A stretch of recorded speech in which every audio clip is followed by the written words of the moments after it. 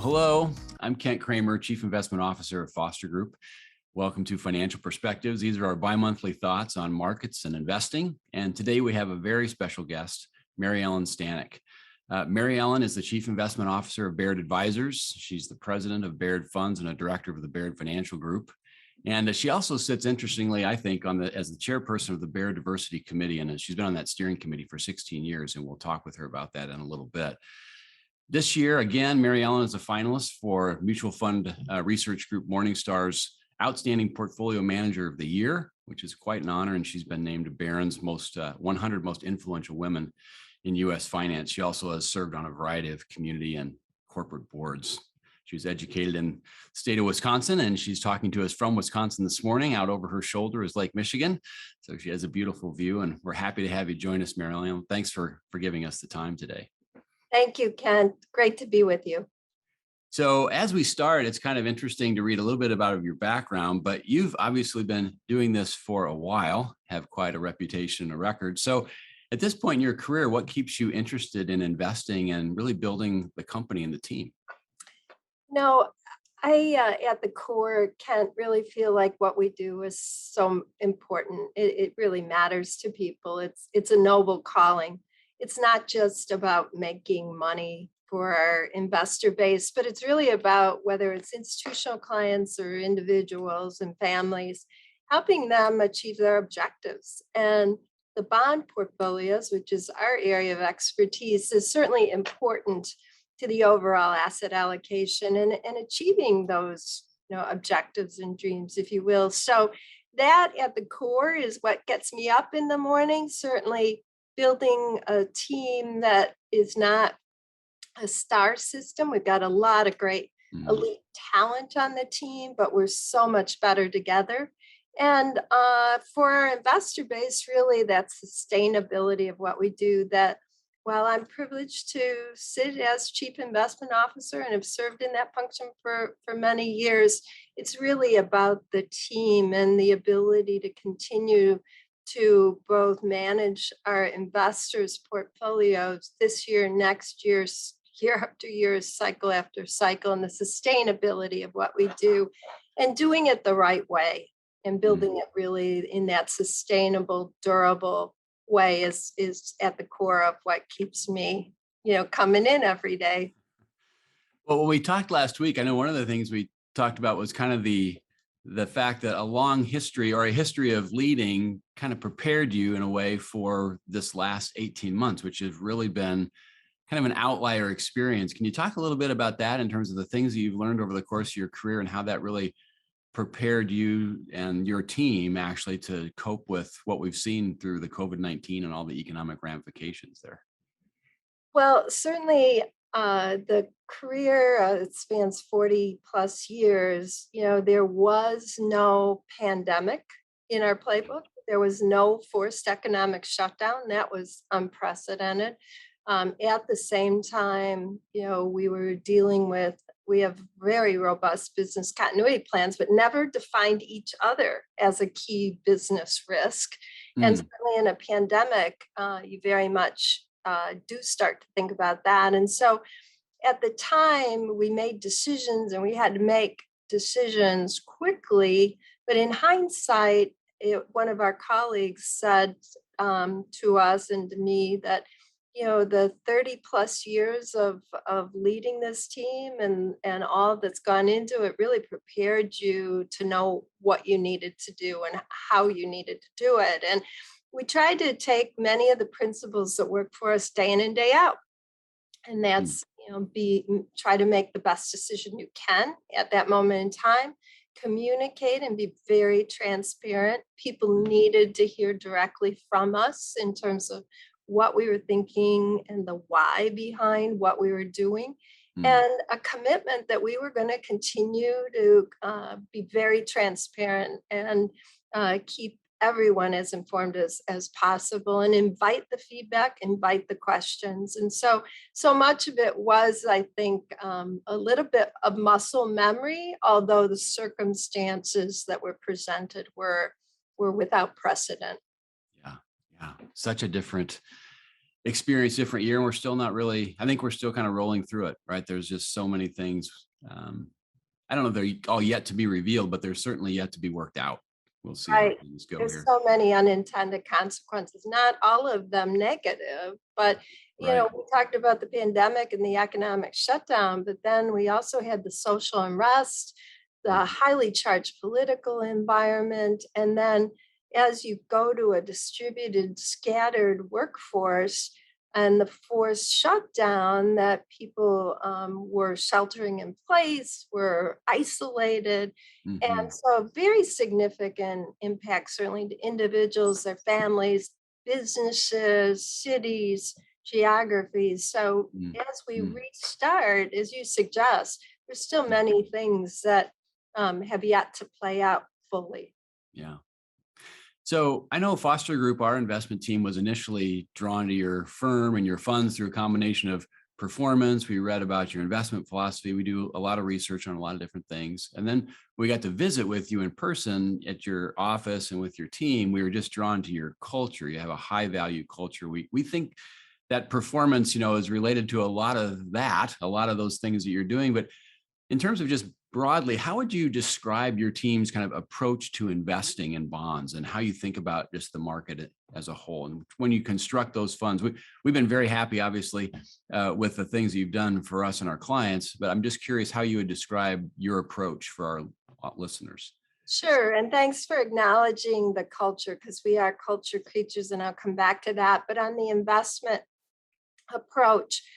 Back in when we started our careers in the late 70s, the then chief investment officer at the time had a couple of research projects. One was to research the use of futures and options in the management of our bond portfolios, and the other was the concept of duration and the practical uses thereof. And I did the work on the concept of duration, and we came back then young research analyst Gary Alfie was the other analyst at the time, and two of us came back and presented our findings. And duration was a concept that lived in actuarial science, really was not used in the practical portfolio management at the time, but Mm. we found that it was very valid in terms of asset liability matching, and particularly as interest rates, and they were in the very early 80s, started getting very volatile to unprecedented levels. And there was this proliferation of new types of securities with uncertain cash flows. So maturity, which was average maturity, which was what people use to describe risk in a bond portfolio, was challenged. It was very limiting in terms of the then current environment, where duration ended up being a very important concept. And so we were one of the pioneers to originally do asset liability matches for our pension clients, where we would take a defined liability stream and put a portfolio together that had the same duration. So as interest rates would fluctuate, the portfolios, the cash flows, assets and liabilities would go up at basically the same rate, or go down at the same rate. And so you were immunized. We found in the early 80s we could track and beat those custom benchmarks, and decided in 1985 that we could do it to the bond market itself or segments thereof, and that would be the target. And so we took our entire product line, what we call structured, meaning that we stayed duration neutral to the portfolio's stated benchmark. Sometimes it's a published benchmark, sometimes it's a custom benchmark for some of our institutional clients. And then we're very active, and this is the active part of the portfolio management in terms of yield curve positioning, sector allocation, individual security selection, and managing liquidity and minimizing those enemies of our investors' wealth, if you will, transaction costs, tax impact, Mhm. all of that. And so that's how we conceptually designed what it was we were going to try to do. And we always would come back to, and this is one of those important lessons, what is in the investor's best interest? Why do people own bonds in the first place? Why do you and your team use our products for the bond allocations in your client portfolios? It's for predictability, a lower overall volatility, for cash flow, for income. And so what we want to do is provide a strategy and execute that strategy to deliver exactly those properties. And over time, provide a smoother ride for investors, pay for ourselves and offset fees and a little bit more, and then compound that consistency. And so that at the heart is why we do it the way we do and have been utilizing this strategy really since the early 1980s. When we talked in the past, one of the things and I think we really like this when I heard this from you, you said, every decision needs to have the client in mind, every decision that we make. And so, the thought of, well, what are we hired to do? And I think one of the things that you said was, well, navigating the volatility or risk management is such an important part. And I just resonate with that because I know for us, when we think about the construction of a portfolio, parts of the portfolio are really designed to grow. They're a long-term view, and they're, less, I guess we're less sensitive to short-term volatility because we're in pursuit of a longer-term, higher expected return. But on that asset liability side, for clients who have liabilities or needed cash flows in the near term, they need to know that, hey, the assets that are backing up your cash flows, the things you're going to want to spend money on, those assets are much more stable and are going to be much more available to you, regardless of what equity markets are doing when you need them. And that way of managing that volatility, or making sure that they can have kind of the sense of rest of, no, I think my lifestyle is going to be supported now with assets that are more secure, and hopefully in the future with assets that will grow and kind of provide that expected return that they'll need over time to achieve their Oh, goals. and that's absolutely right. What we do not want to do is somehow amplify the risk you have built elsewhere into the portfolio, a client's portfolio, that's going to drive the expected returns and the capital appreciation. And so it's always into those most dislocated moments, right? In the Hmm. bond market, where you want to show up and behave exactly like you expect us to, and hopefully a little bit better than that. And most importantly, one of our investors many years ago said, "You're my sleep insurance," and thought I was going to be offended when he said it. I said, "It's a badge of honor." That's exactly, whether it's a core taxable portfolios, short-term taxable, our municipal lineup, that's exactly what we're there to do. We are there to be the sleep insurance and hopefully provide, all those properties investors are looking for. Yeah. So providing sleep insurance in today's market environment is, well, any market environment, I guess it's a challenge, but it feels especially challenging right now. We have relatively low rates. I mean, you've been investing for a long time. These are probably some of the lowest rates you've ever seen in terms of investment climate. We have a little bit of sense of inflation kind of on the horizon. There's a question on whether that's going to be actually transitory or more longer lived. And then there's a lot of talk about maybe lower expected returns even in equity markets going forward. So when your team looks at kind of the market environment right now, what are the things that are really capturing your attention, or that your team's looking at, carefully in terms of, hey, are there things we should be doing or aware of in positioning the portfolio? So one of our biases, or my bias, is always we're paid to worry about everything that could potentially go wrong, and hopefully build bumper pads around our portion of clients' portfolios to take that into account. And the list of things that we've got to think about right now, as you suggest, is very, very long. There's some things that potentially we have seen before. There's many things we have not seen before. So, again, going back to the big economic shutdown, in the spirit of protecting public health, we've never shut down effectively the economy. Um, in hindsight, it's probably not a surprise that the restart, everybody thought it would be slow. It actually was faster in some sectors than many expected. But in hindsight, it does seem to make sense that you would have these log jams. And what do I mean by that? So the supply chain gets snaggled up, where you can't get chips right now. So the auto industry is substantially affected, where you've got cargo ships. Go to any major city with a port and they're just out there, right? And now we've got potentially, potentially an oil spill that might have happened on off or the coast in Orange County, California, that may have been due to uh, uh, an anchor being dragged. But there's so many things about it that is just so different.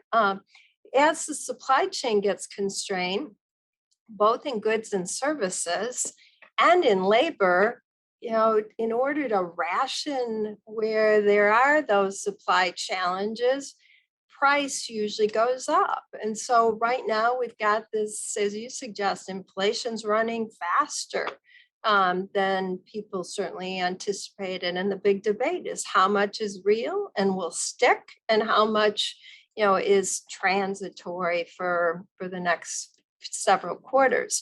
And so those are the big questions. And then you put in place monetary policy and fiscal policy. To say that it's been significant is an understatement. But in hindsight, we'll never know. When Jay Powell and the Fed unleashed all the support they did in March of 2020, it was quick, it was fast, it was, huge.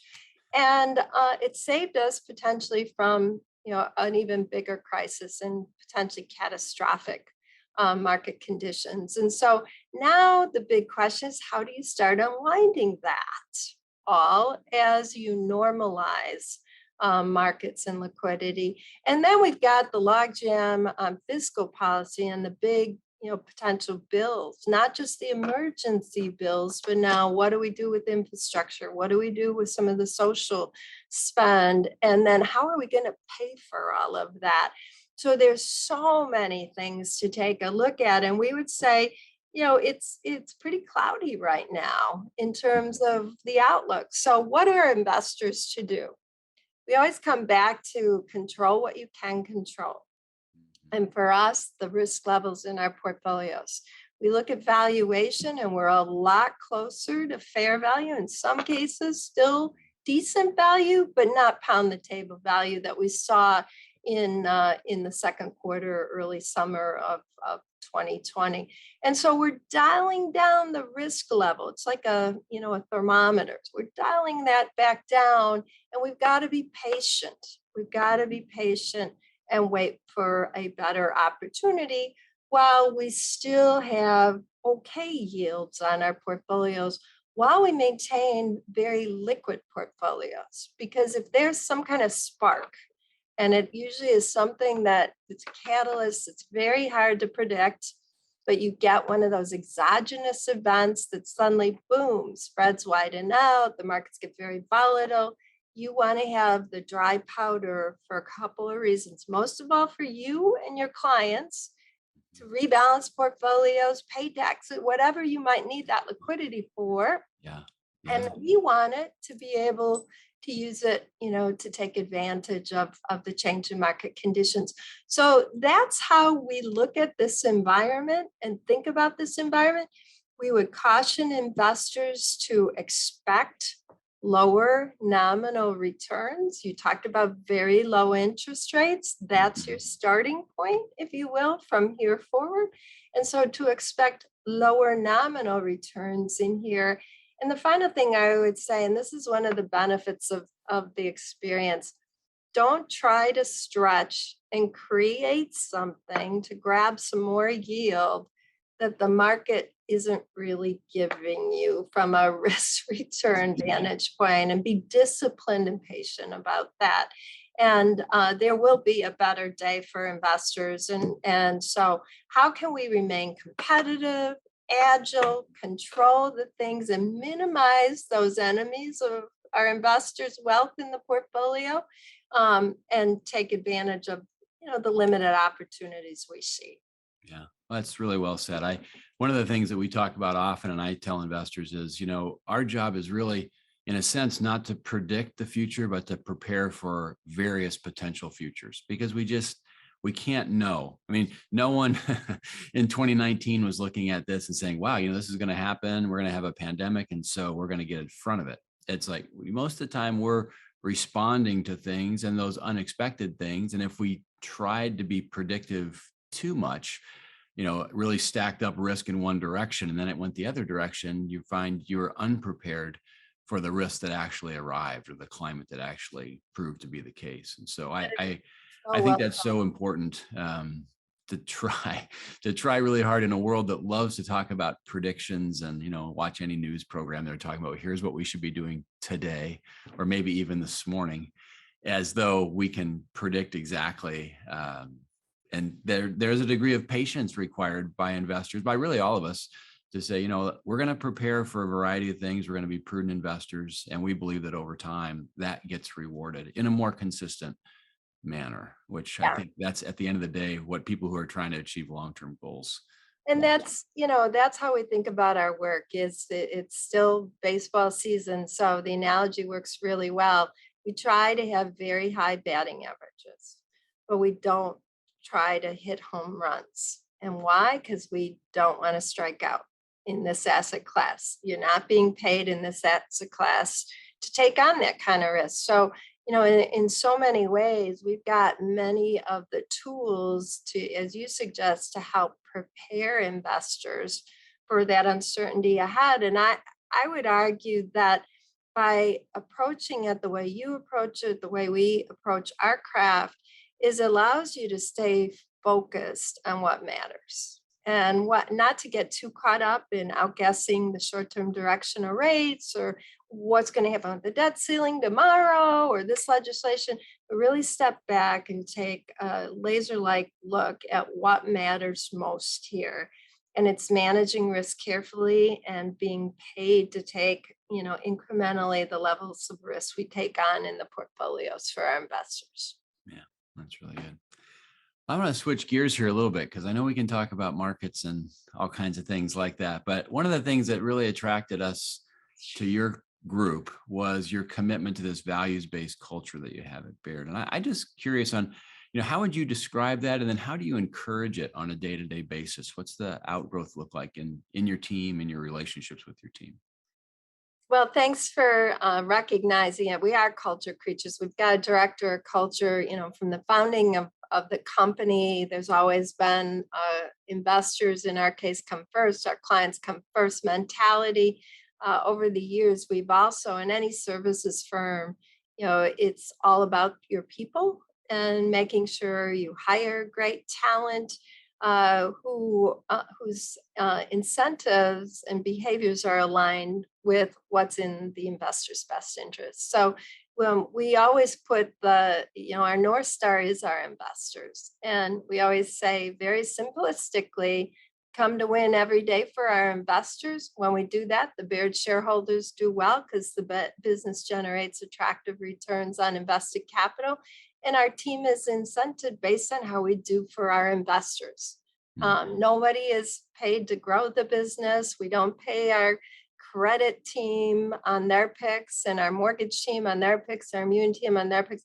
Everybody our bonuses are determined by how the investor does. And so, some of it is setting the incentives up correctly and aligning the interest always with the investor and always remembering that huge responsibility and honor we have to do work for you and your investors. We work for many different types of clients, but we do work for a grocery chain in the Southeast. And I must admit, when I stand at the deli counter and order turkey when we're down in Florida, I think about the person helping me and wonder, do they have the Baird Aggregate Bond Fund in their 401k lineup?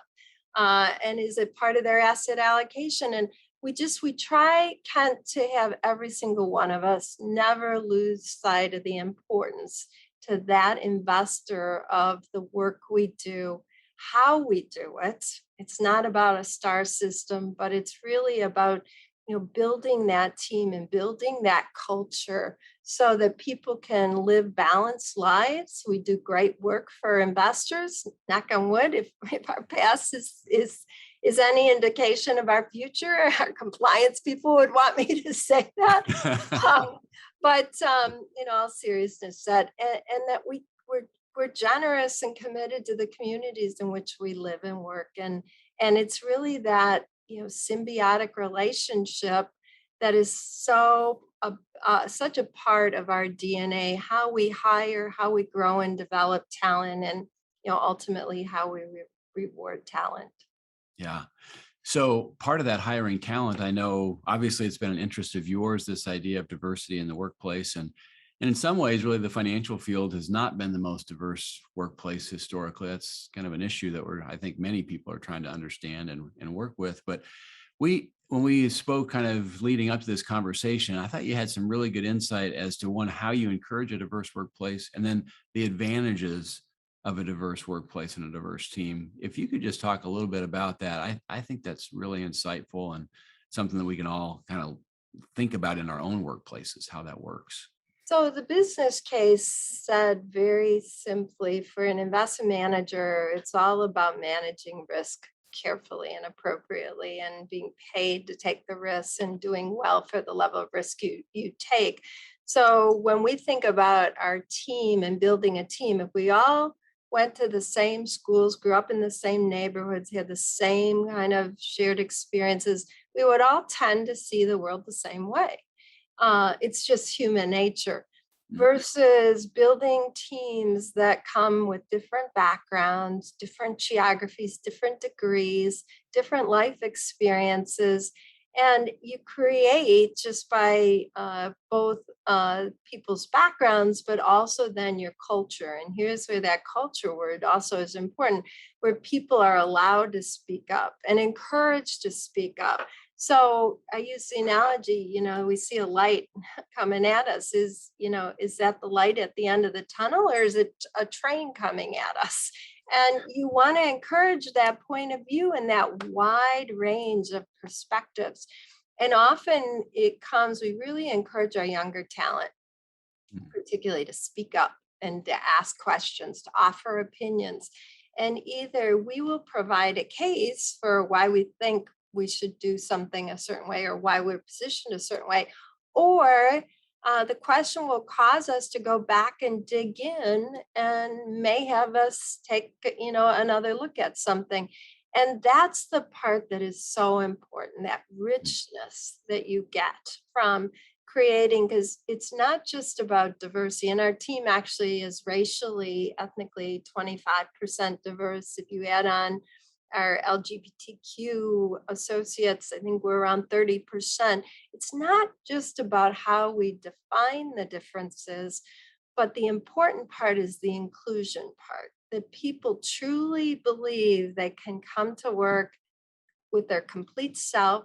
They matter, what they do matters, and they can bring the best they've got, to work to win for our investors. So that's what we try to do. That's why it's so important.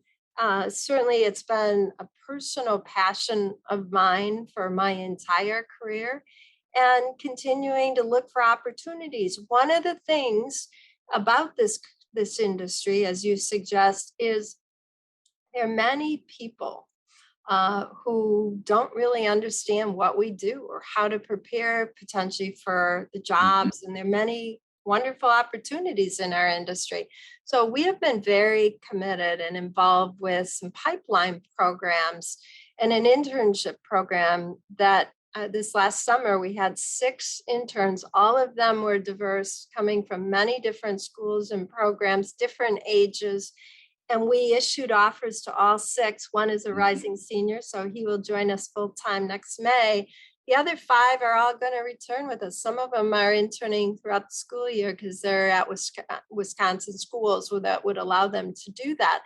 But it's allowing them to see firsthand what the potential jobs are and the experiences are. And we believe that we will have some of those interns migrate to full-time hires eventually in the industry. And so it's those kinds of pipeline programs, and Mm. then trying to amplify them throughout not just Baird, but throughout the community, and really trying to be part of the solution to build a more diverse pipeline coming in who's prepared for these opportunities. Yeah. Well, I really appreciate that. I think that idea of building the pipeline, of getting people involved early and actually giving them a taste of what kinds of jobs are available. Sometimes I think people don't realize the breadth of places, the breadth of kinds of work that can be done. And really, for us, we are highly relational. It's a very much of a trust and relationship kind of a business, as well as a technical, the technical skills that need to go along with it. We talk about the ideas of character and competence and care, that all those things kind of work together to create trust. And that creates relationships that I think, they just work, not because it's just a friendship, which is great, but there's this competence aspect where people really expect us to do good work but also to know them and what good work means for them and for their future. And we have that sense when we work with your team throughout. I think a couple of our team went up to visit your office, and they were just so impressed that the amount of time that they were given, both with you and with Warren, and access to the team there. It just, I guess, it confirmed our decision that we thought we knew who you guys were. We think we do even more now, and this conversation this morning has caused us to think that even more, I think. So I just want to say thank you so much for your time today to be part of this conversation, and so our clients and others can get to hear this conversation. But also thanks for the work that you and your team do for Foster Group and our clients, because we think it's great work, and we look forward to having lots more of these conversations and growing together. Thanks so much, Kent. Appreciate the relationship very much. All right. Well, have a great day. Thank And you. You too. we'll see you soon. Thanks, Okay. Mary Ellen. Bye-bye. Bye-bye.